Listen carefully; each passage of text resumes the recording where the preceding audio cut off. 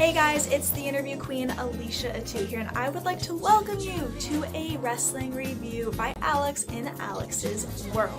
This is a safe space for wrestling fans to be just that, wrestling fans. So at this point in time, I have a favor to ask all of you. Be sure to hit that notification bell so anytime Alyx posts a brand new podcast, you'll get the alert and be able to check out the awesome content.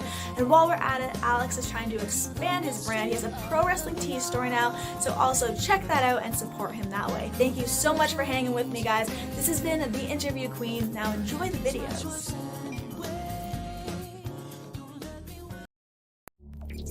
Initiating login sequence. Welcome to Alyx's World.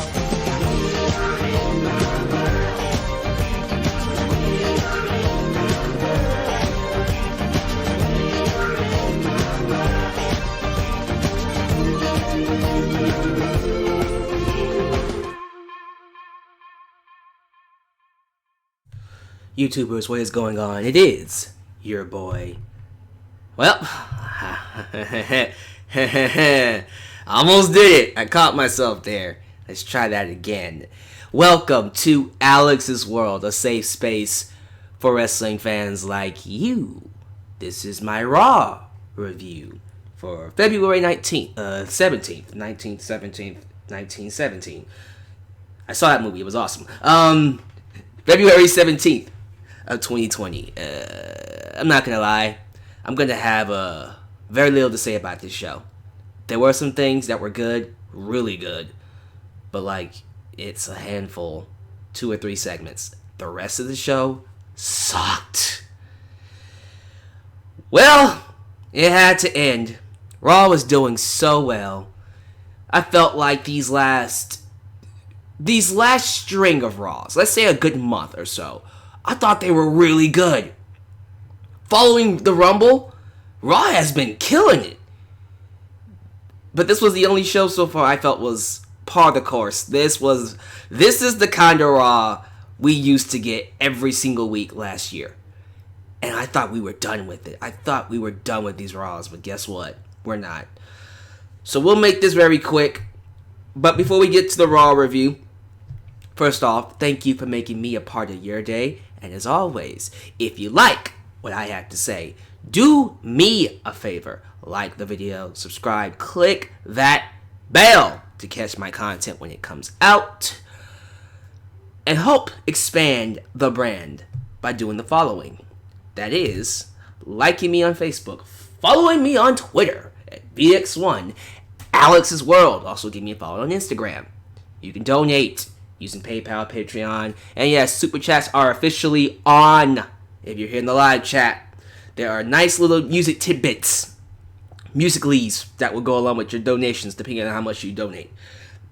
Email me at justalyxsworld@gmail.com for business inquiries, just to say hi or to ask me a question.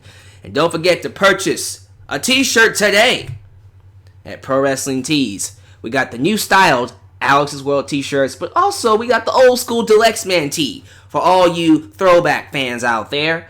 Whatever fits your bill, get a t-shirt today. The links to all this is down below in the description box. And before we move on, I have a big surprise for all of you. So as you guys know, the stream was crapping out on me for about a second. I think we're good. Okay, we're good. I got a little scared there, so sorry about that. If it froze up, I apologize. I don't know what happened there. What was I saying? Oh, so as you guys know, I've been trying to interview wrestlers as of lately. So far, I've interviewed, I've interviewed one indie wrestler. I've interviewed the producers of Lucha Underground, and I've interviewed the lovely Alicia Atu, the interview queen.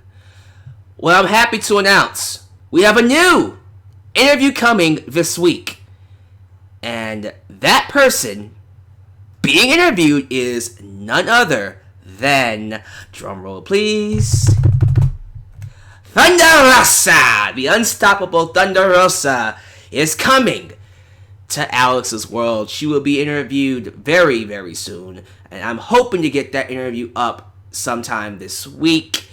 Be sure to look out for it. I cannot wait to talk to Thunder Rosa about all the happenings in the world of wrestling. If you don't know who this is, she is currently the NWA Women's Champion. She was on Lucha Underground under the mask as Cobra Moon, the leader of the Reptile Tribe. She is also an MMA star. There's so much to talk about, and I can't wait for you guys to see that interview. It's coming later this week, so look out for it. So that's all the news I got for you guys. Let's go ahead and get to it. Monday Night Raw. Let's start off with the bad. I want to get the bad out the way before I talk about the positive. The positive stuff, although it's very few, I'm going to have a lot more to say. The negative stuff, quick, boom, boom, boom, boom, in and out. Let's move on from it. Sound good? Awesome. So let's bring up this sermon, this Seth Rollins sermon that happened tonight. Okay, where do I start? I thought the segment sucked. I know it was supposed to get heat. It was supposed to make the crowd go, shut the hell up, Rollins. We're tired of hearing you talk, Rollins. We want to see you get beat up, Rollins. Oh my God, someone shut this guy up, Rollins. Or someone shut him up. Shut up, Rollins. I get that was the whole point. But from a character standpoint, from a producing standpoint, from a writing standpoint, from a TV show standpoint, what was the point of this? Like, I understood the whole Monday Night Messiah, which, by the way, I'm getting so sick and tired of hearing that nickname. They say it 30 times every single Monday Night Raw. But I get the whole Monday Night Messiah was supposed to show how the fans turned on Rollins when he's done everything right. I remember that promo from last year. He comes out talking about, I did everything right. I did everything for you fans, and you turned on me. Although we know why they turned on him, but you turned on me. It was a believable character standpoint. You got why he was acting the way he was. And so he saw himself as a martyr, which then led to him being a messiah. Alright, it fit. But then all of a sudden, he becomes this preacher, this leader of a cult. It just happened out of nowhere. And now he's doing sermons? Like, what? Wait a minute. What's next? You gonna turn to Brother Devon? Start passing around a plate for tithings and offerings?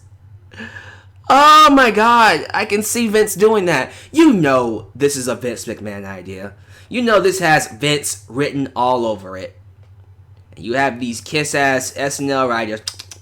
Oh, Benny, this is so good. It's such good shit. Oh my goodness. I hate it. It was terrible. This is not a good role for Rollins. I don't think... For me, him being a heel makes sense. I think he's more entertaining as a heel, personally. But I'm not feeling this gimmick. This gimmick is so goddamn weird. The only reason why people appreciate it is for what it's doing with Murphy and AOP. It's giving them TV time. That's the only reason why people are okay with it. Because it's giving Buddy, oh my God, I did it again, Murphy, just Murphy, and the AOP TV time, which they haven't been getting a lot of. So you deal with it, right? It's just not a good fit for Rollins. It's not. I am not clamoring to see him get his ass kicked. I'm not. I don't want to see him get beat up. I don't even care if they beat him up. I'm just like, I don't care what you're all about, dude. Like, this makes no goddamn sense. Why are you acting this way? You know what I mean? And they're still doing this stupid battle or war, whatever the hell you want to call it, between Kevin Owens, the Viking Raiders, Samoa Joe, and then Rollins' cult, which I'm still trying to figure out what is the point? Why are we doing this? What do we get out of this? Where is this going? They're just doing these same 6-man, 8-man tag battles every single week, and it's the same goddamn result every single time, if not a DQ.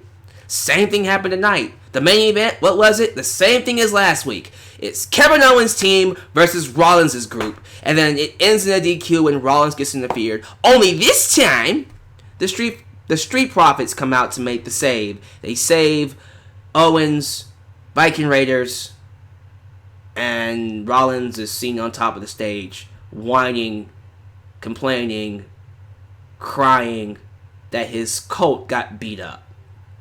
Now I'll get you, Jetson. Sorry, wrong cartoon. It's just so cliche and tired and boring.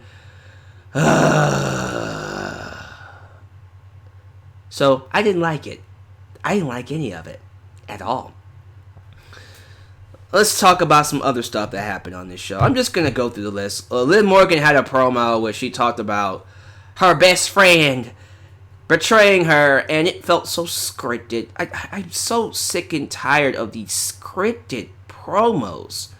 Someone like Liv Morgan doesn't need to be scripted. She has a great personality. Tell her what to say, let her go. But it felt so overproduced. You can tell she was reading off a script. It was not good. I didn't like it at all. And that's a shame because I feel like Liv has so much potential to be something on whatever brand she's on, Raw, SmackDown, NXT. But we can't see her grow or let her be herself when we're giving her scripts to read. I'm so tired of these scripts handcuffing everybody. And it's too prevalent here. Ricochet took on, well, I was going to say AJ Styles. No, he took on the half of AJ Styles, a third of AJ Styles' group. It was Carl Anderson versus Ricochet. And Ricochet won after they had that promo with Ricochet on the microphone. And I'm going to keep saying it. Look, Ricochet is not going to get over on the microphone. He's not. Stop trying to shove that down fans' throats. I understand you want to give him a chance to make it work, to learn how to do it. Okay, give him promo classes. Give him promo classes. Have Mick Foley or Jake the Snake Roberts or someone who can talk. Hell, get John Cena. He's going to be here next week. Get him to come to Raw one good time. Do promo classes at the Performance Center. Have Ricochet go there or tutor him. Go to his house. I don't care. Find a different way to give Ricochet time on the microphone than throwing him out there to fail, to drown, because he's not good on the mic right now. And that's not saying he won't be good. It's just right now he's struggling. So stop showcasing him on the mic. Showcasing where he needs to be showcased, inside the ring. Inside the ring. Express that side of him. Accentuate the positives, hide the negatives. The negative, talking. The positives, wrestling. But yeah, I mean, they're going to do what they want to do. I don't know what else to say. Kairi Sane took on Natalya. Why? I have no idea. They just had these two fighting. I mean, Kairi Sane smacked her ass, which, I mean, I don't know if that's PG or not, but damn. Anyways, look. They already announced the participants for the Elimination Chamber. I think, if I'm not mistaken, they have it on here. Let me be sure I get it right. It's Asuka, Natalya. I think I remember it. Let me see. Liv Morgan, Ruby Riott, Asuka, Natalya, Shayna Baszler, and I think Sarah Logan. I don't know why Sarah Logan. So basically, all three members of the Riott Squad is in the match. I don't know why it's like that. I don't care. So, as long as Shayna wins, throw whoever the hell you want in there. Throw Santina Marella in there. I don't care. I really don't. But yeah, Kairi Sane beat Natalya. What does that do? I don't know. I don't care. It would have been nice if this was a qualifying match. If they did qualifying matches, that'd be interesting. Yep. We can't do that. Kairi Sane wins. They did a tag match with Angel Garza, Bobby Lashley taking on Rusev And Humberto Carrillo and my boy Angel Garza continues to look awesome. He continues to have good promos. Continues to get that pop from the ladies when he rips off his pants. So, loving him. Keep him strong. But for the most part, this match was nothing. The heels won. Garza and Lashley won. That was it. Didn't do anything for anybody or anyone. It's literally a nothing match. This show felt like nothing. Nothing. Not nothing, but nothing. Okay? So is that all the negative stuff? Oh, then we had a 24/7 championship match that just happened out of the blue. Triple threat. Mojo Jojo Rawley versus R-Truth and Riddick Don't Call Me Baby Moss. I'm tired of this 24/7 title. Let's just retire it. Riddick won. He kept the belt. Do you care? No. So let's move on. Alright, so let's talk about the good stuff now. So that's all the negative stuff. Screw all that. It's done. Out of here. So, the first thing I want to talk about is Becky and Shayna. So Becky comes out, and she has a bag with her. She's wearing black. She has a nice jacket that has all the logos of the people she beat. Awesome jacket, by the way. I want it. I likes it, and I wants it. I'm going to keep that reference going. But yeah, it was nice to see Bailey's and Charlotte's and Ronda's and all these other people that she beat on her jacket. But she comes out in all black and a bag in her hand. And I'm thinking, I swear to God, if she pulls out a wooden stake. I'm serious. Like, in my head, I'm thinking, what if there's a wooden stake in that bag? A reference to Shayna biting her neck last week like a vampire. Count Shayna and Becky the Vampire Slayer. I swear to God, if that was a stake in her bag, it wasn't a stake in her bag. It was money.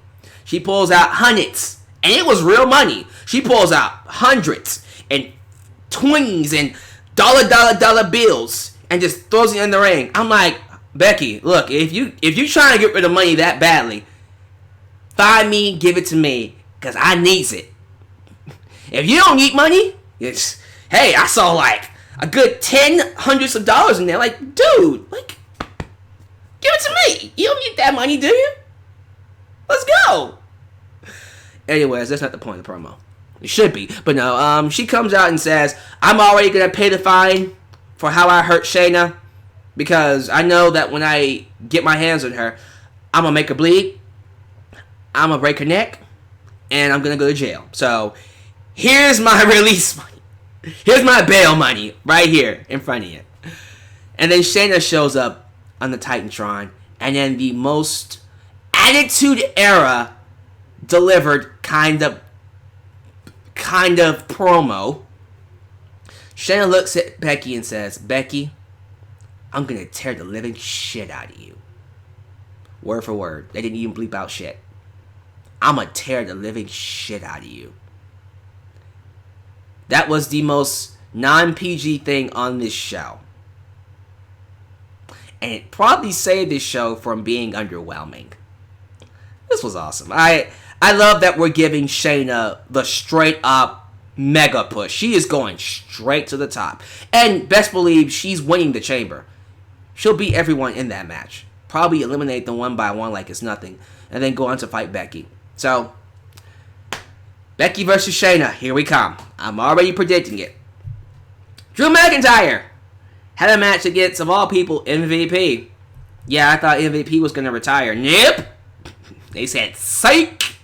That boy stayed retired for 2 weeks and came back to the ring. Before the match, we had McIntyre point to the WrestleMania sign, but make it interesting. Paul Heyman comes out, introduces himself, teases that Brock Lesnar was going to be there, but sark, he wasn't there. He was just letting McIntyre know that's what you're going to hear after you lose at WrestleMania. McIntyre fires back about how he's going to take the title, and Paulie says he's got profound respect for McIntyre and didn't come here to debate. No, he came out to introduce his opponent, MVP. MVP says, you know what? I'm going to get in your face, I'm going to hit you in your face, and you going to see it coming. I don't take cheap shots. So McIntyre turns his head, boom, gave him a cheap shot, which pissed off McIntyre. So when the bell rung, he beat the living piss out of MVP. He looked dominant. He looked like a monster. Claymore kicked him. Claymore country, whatever the hell he's calling it. It was awesome. I love seeing McIntyre booked this way. They are booking him like a straight up badass. And it's believable. It's rare, especially nowadays, that we see a babyface that has the company and the fans behind him. Because usually we get a face that the company's behind but the fans aren't, or the fans are behind but the company isn't. Here's a guy in McIntyre that has everyone behind him. And he's making it work to his advantage. I love it. I love seeing it. I think it's awesome. My girl Charlotte Flair had a promo. And it was actually good. I'm going to say that again. My girl Charlotte Flair, the daughter of the Nature Boy, woo! Ric Flair, had a good promo. As in speaking on the microphone, using the words, delivering a speech, and it being good. Not bad, but good. She recaps her appearance at NXT TakeOver Portland before getting on the microphone. She talks about how Rhea Ripley thought she could just challenge her, and she started to reminisce about her time on NXT. And she feels like all the struggle, all the pain, the blood, sweat, and tears that she went through to make NXT what it is today. She's bothered by the entitlement of somebody like Rhea Ripley. Okay, I'm gonna stop that. I don't know what that was all about. I don't know why I started talking like that. But yeah, she felt like Rhea Ripley didn't deserve anything that she got because she didn't go through what Charlotte went through. And Charlotte feels like it's time she goes back to NXT to remind these bitches what it's really like, what it used to be like when the Queen was around. Woo! Good promo. It was a really strong promo. And I dare say it might have been one of her best. And you can tell she's feeling this. Usually when wrestlers are into a story, they always up the ante. They always deliver on a different level. So I'm really excited about her match with Rhea Ripley at WrestleMania. I really am. Alright. Alistair Black took on Eric Rowan. And apparently Shana... his little animal in the cage was not introduced this week. They just brought him out. But Alistair Black continues to be booked like a monster. Just like McIntyre, he's also getting a monster push. Black is. And they're booking him exactly like how he used to be booked on NXT. Just run through the roster. Hitting Black Mass, not once, but twice on Eric Rowan, and getting the victory. Great. Keep building him up, because eventually he has to cross paths with McIntyre for the championship. If not Lesnar, but we'll see. Alright. The best part of the show was the opening match. The opening match. It was supposed to be the opening match, but it ended up not being a match. Randy Orton, the Viper, the Legend Killer, the Apex Predator. He opens the show. He recaps last week where he RKO's Matt Hardy and hits him with the concerto. He gets on the microphone and says that tonight he was supposed to face Matt Hardy in a no-holds-barred match, which, by the way, if you saw my review on Friday night, you know I thought that was a horrible idea. Why the hell are you bringing Matt Hardy back the very next week and clearing him to wrestle after he took the same assault that put Edge out, that's going to put Edge out for at least another few weeks before he comes back for WrestleMania? Why is Matt Hardy special enough to just come back and wrestle? That makes no sense. But someone heard me. Psych. Someone woke up and thought, this is a bad idea, thank you, and said, we're not going to do the match. Because Matt Hardy came out and he had a neck brace on him. Thank you. Thank you for selling the attack. I appreciate that. Yes, he was there, but you know what? He couldn't wrestle. The attack stopped him from wrestling. Thank you. That was the right thing to do. Sorry about that. So Matt Hardy comes out and then he asked Randy Orton the $1 million question. Why did you do it? Why did you attack Edge? Why did you go psycho? on the Rated R Superstar Tony Chimmel. And then I love Randy Orton's response. Randy Orton's like, look, I respect you, Matt, but I love Edge. Edge is my brother. I'm sorry. I'm sorry. No, for real, he did that. He was like, I'm sorry. And then he goes to walk away. And even I'm just like, wait, for real? And this is why I keep telling y'all, when Randy Orton tries, when he is motivated, he's one of the best of all time. Randy Orton is going up the ramp. He's walking. And the camera is right there on his face. He's walking up the ramp, right? And then you can just see, if you just look at Randy Orton's face, you can just see the transition from remorseful Randy Orton, the human being Randy Orton, to the psychopath. Because it's just like he goes from, like you can just see the transformation. And then he slowly takes off his jacket. And then he slowly turns around. And Matt's like, oh shit. Yeah, even Matt Hardy's like, fuck, here we go again. Matt slides to the outside of the ring and gets a chair. Like, I'm not going to let you beat me up this time. Randy Orton's entire poise, his mannerisms, everything about him changes. It shifts. He's now slithering. He's walking, pruding. And then he slowly gets inside the ring. And then when Matt tries to hit him with the chair, he makes that quick motion like a fucking snake. Like, he didn't make that noise. But he was really quick with it. And as you can imagine, Randy Orton proceeds to beat the piss out of Matt Hardy. And hit him with another RKO with a neck brace on. And he goes to do the concerto again.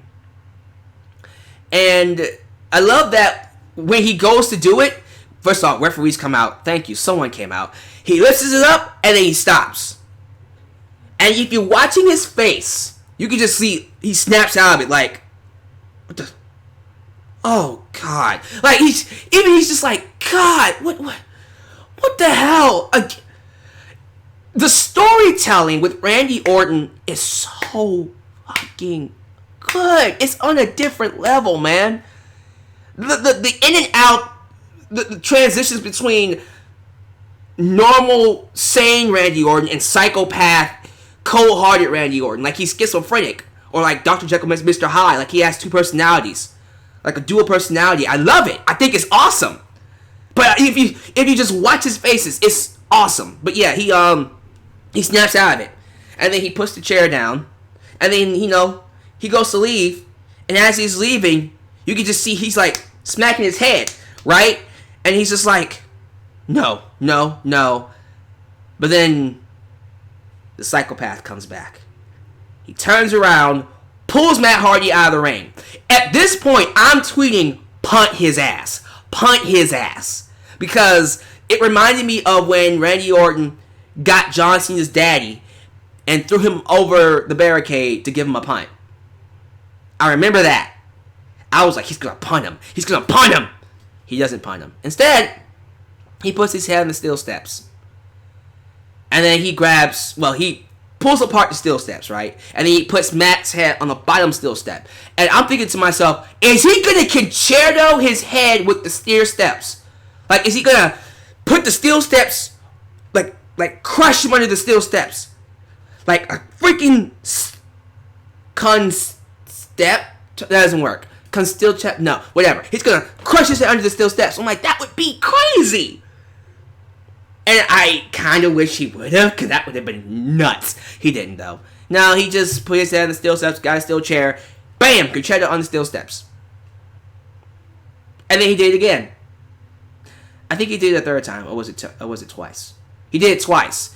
And then on the second time, he's like, I'm sorry! I'm sorry! God damn it! I'm sorry! And you have to ask, like, is he being insincere?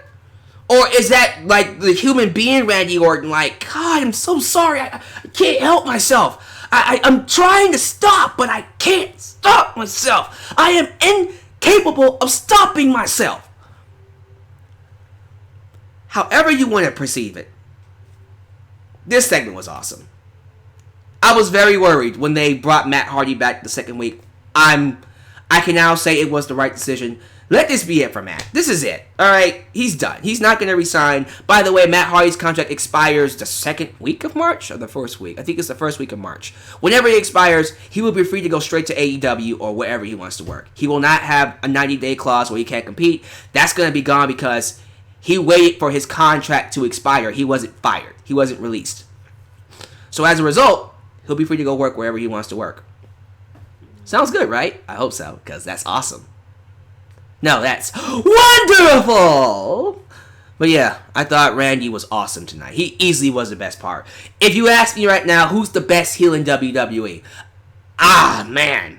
I thought Ziggler took it on Friday Night SmackDown. I was like, you stole Mandy Rose, you slipped in and decided to be a cock blocker and steal Mandy right under Otis Dozovich's nose.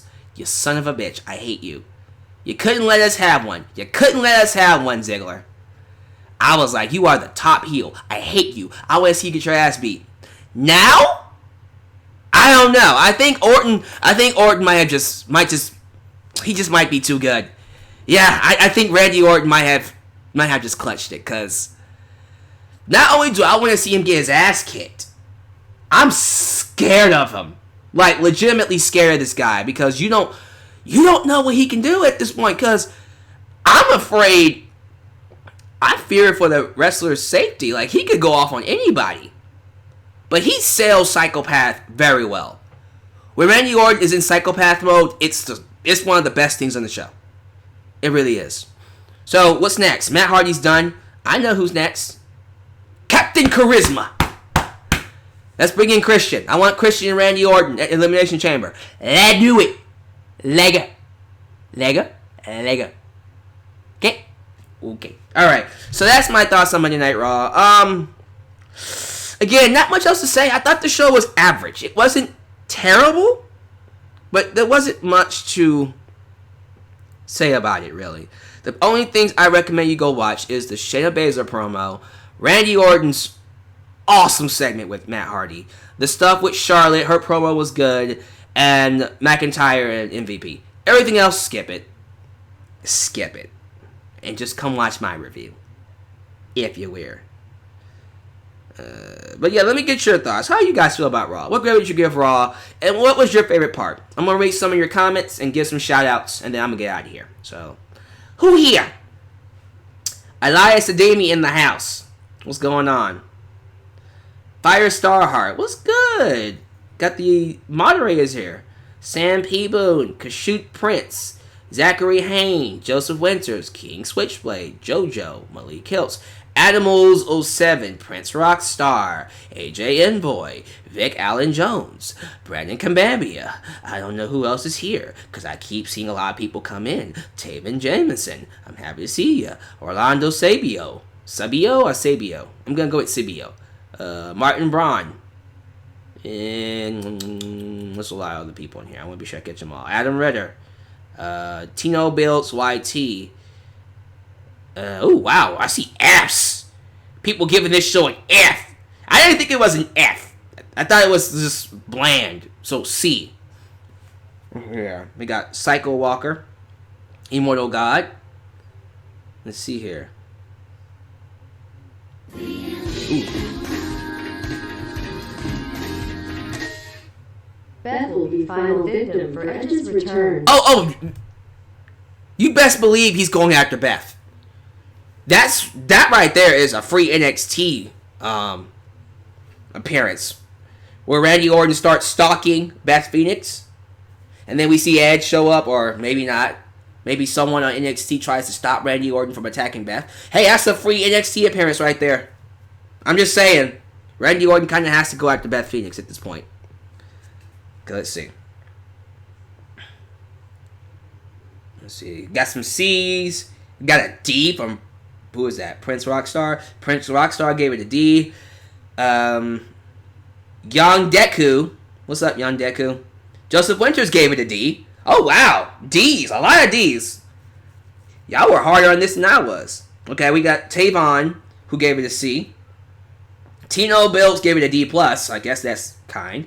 Zachary Hayne gave it a C-. Malik Hiltz gave it a C. Okay, now here comes a C. Mark Fanboy X gave it a C-. Alright, so, again, it wasn't the greatest show in the world. I think we can all agree it was kind of bland. Kind of bland.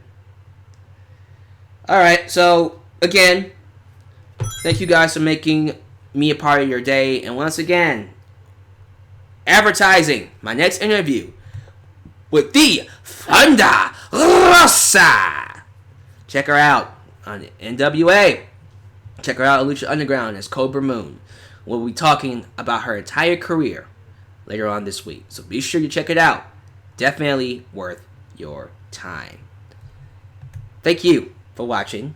As always, like the video, subscribe, like me on Facebook, follow me on Twitter, VX1 Alex's World, buy the t-shirt at Pro Wrestling Tees, donate, PayPal, Patreon, and all that.